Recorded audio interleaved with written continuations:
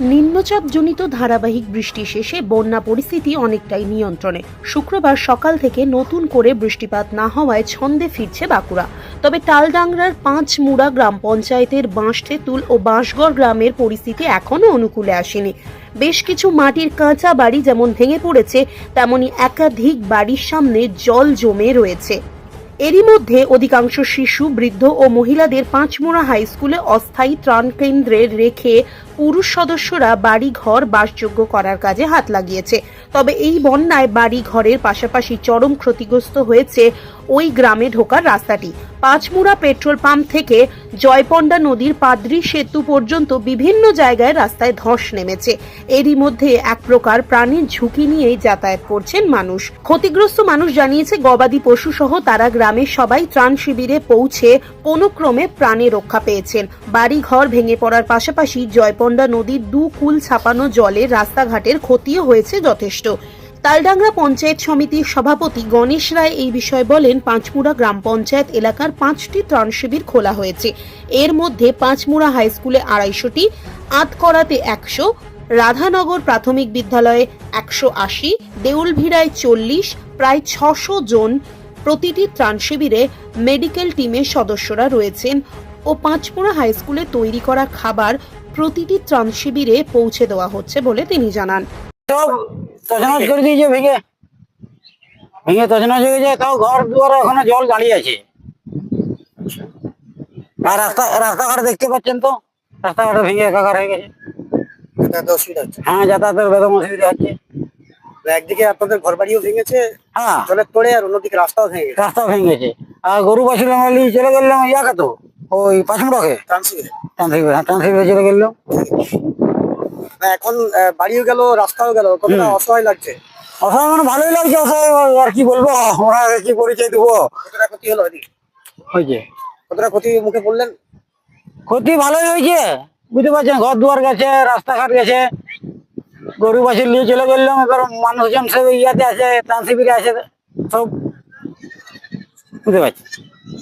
মানে এই বন্যায় সব শেষ করে? হ্যাঁ, বন্যা সব কিছু শেষ।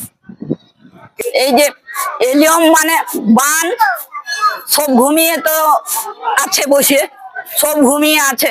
এবং উঠে যে যা উঠে দেখতেছে তা বলছে, ওরে বড় বান এসেছে, একবার আমাদের বাড়িতে জল ঢুকে গেছে, এবার রান্নাঘরে জল ঢুকে গেছে। তখন ছেলেরা বেরিয়ে দেখছে যে একবারে মানে তো রান্না সব, হ্যাঁ যে একবারে দেখছেন যে কমর সমান জল নেই? হ্যাঁ, এবারে এক কোমর জল। তখন আপনারা বেরিয়েছেন? তখন বেরিয়ে এসেছি, বেরিয়ে এসে এবারে সেই মানে একখানে থাকদমা দিয়ে সব দাঁড়িয়ে এবার গরু ছাগল ছেলিয়া পুলিয়া সবকে নিয়ে বের করে নিয়ে সে তারা সব আইলো। রাতারাতি আইছে, সন্ধ্যাবেলায় এসেছে, হ্যাঁ ভোর 5টায় এসেছে। এই যে কি অবস্থা, বাড়ি ঘরের অবস্থা কেমন? বাড়ি ঘরের অবস্থা ভালো নাই বাবা, বলছি আমার বাড়ি একবারে গেছে, আমার বাড়ি কিছু নাই। আমরা যে যাই বসবো, সেখানে দাঁড়াবো এবং পেটে খাবো তার শুদ্ধ কিছু নাই, সব ভিজে গেছে, ডুবে গেছে, সেই সব হয়ে গেছে, বুঝলেন। জিনিসপত্র, ডকুমেন্ট সব চলে গেছে? হ্যাঁ, চলে গেছে। না কি হয়েছে বাবা, আমরা এই জলে চলে আইছি, আশপাশ দেখতে যাইনি। এখন বলো, এবারে যাইয়ে দেখবো কি কমনে আছে কি নাই, সেই সব দেখবো যদি যেতে পারি। এবং সেখানে আমার বাড়িও নাই, আমাকে এখানে থাকতেও হবে। এবং আমাকে যদি এখানে একটু বসবাস করতে জায়গা দেয়, তাও আমাকে থাকতে হবে এখানে, তা ভিন্ন আমার উপায় নাই। আমি সেখানে কি। আজকে আমাদের ত্রাণ শিবির দ্বিতীয় দিনে মোটামুটি ওয়েদার মোটামুটি একটু পরিষ্কারই দেখা যাচ্ছে। তো মোটামুটি আমরা আজ ত্রাণ শিবিরে আমাদের সমস্ত মানুষজনকে আমরা আজকের দিন পর্যন্ত এখন রাখছি, ওয়েদার ঠিকঠাক না হওয়া পর্যন্ত।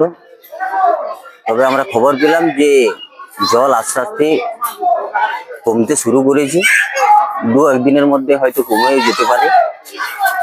আমাদের কাছে একটা খবর এলো যে আজকে এরকম সরকারিভাবে ভিজিটে আসারও কথা আছে, সরকারিভাবে।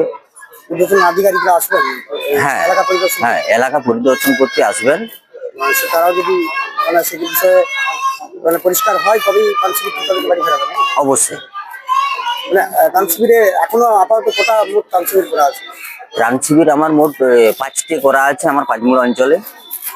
কতজন আছে প্রায়? আমার এই হাই স্কুলেই 250 জন, আধকোড়াতে 100, রাধানগর প্রাইমারি স্কুলেও 150 থেকে 180, কুন্দুলাই 40, দোলঘুড়াই 40।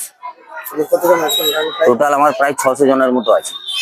সবারই খাওয়া দাওয়ার ব্যবস্থা? সবারই খাওয়া দাওয়া আমরা সেন্ট্রালি এই পাঁচমুড়া হাই স্কুলে রান্না বান্না করছি, এখান থেকে আমরা খাবার দাবার পাঠাচ্ছি। আচ্ছা, মেডিকেল সিস্টেম, মেডিকেল ব্যবস্থা? মেডিকেল টিমও আমরা অলরেডি কাল থেকেই রেখে দিয়েছি, যাতে সাধারণ মানুষের কোনো অসুবিধা না হয়। আমরা সাধারণ মানুষের পাশে আছি, পাশে ছিলাম এবং ভবিষ্যতেও ছায়ার মতো থাকবো।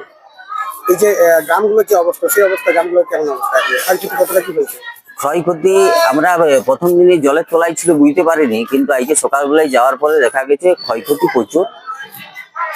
আমাদের যে পার্থতুল বাসগড় মূলত এইদিকে প্রায় 8-10টা গ্রাম, যেটা মূল কেন্দ্রবিন্দু পাঁচমুড়া পেট্রোল পাম্প থেকে পাথরি ব্রিজ পর্যন্ত রাস্তাটা খুবই অবস্থা খারাপ, রাস্তা ভেঙে পড়েছে, যোগাযোগ প্রায় বিচ্ছিন্ন এবং বাড়িগুলাও মোটামুটি কিছুটা জল নেমেছে।